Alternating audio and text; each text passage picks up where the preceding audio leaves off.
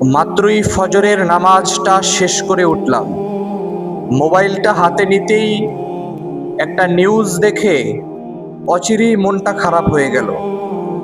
আমার বাংলাদেশের সিলেট, চট্টগ্রাম, সুনামগঞ্জের বন্যায় 3জন মানুষ ফজরের নামাজের আগে ইন্তেকাল করেছেন। ইন্না লিল্লাহি ওয়া ইন্না ইলাইহি রাজিউন।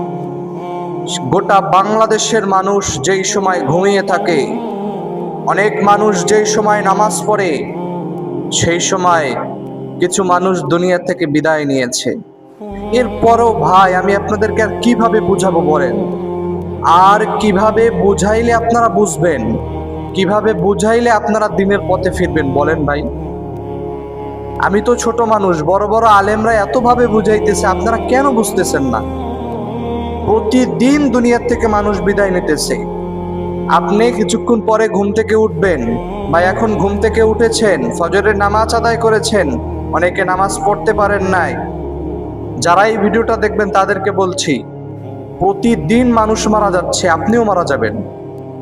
মালাকুল মাউত আপনার কাছেও আসবে, আপনার রুহটাকেও টান দিয়ে সে বের করবে, আপনাকেও মৃত্যুর স্বাদ গ্রহণ করতে হবে।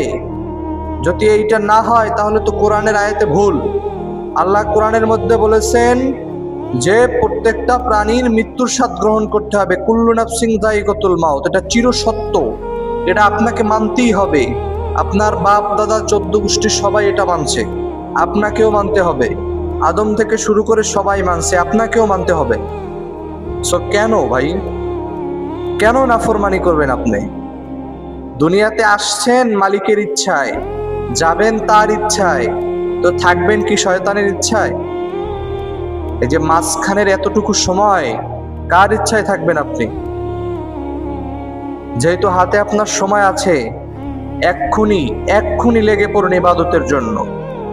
নামাজ কাজা হয়েছে হোক, পরবর্তী দিনে আপনি শুরু করেন, তখন থেকে শুরু করেন, কাজাটা দিয়ে শুরু করেন, তবুও নামাজটা ছাইরেন না। নামাজ ছাড়া কিচ্ছু নাই ভাইয়া। কিয়ামতের ময়দানে আপনার সবথেকে বড় সাক্ষী, সবচেয়ে বড় সাথী হবে নামাজ, যেটা বেহেশতের চাবি। এটা ছাড়া আপনি ঢুকতে পারবেন না বেহেশতে।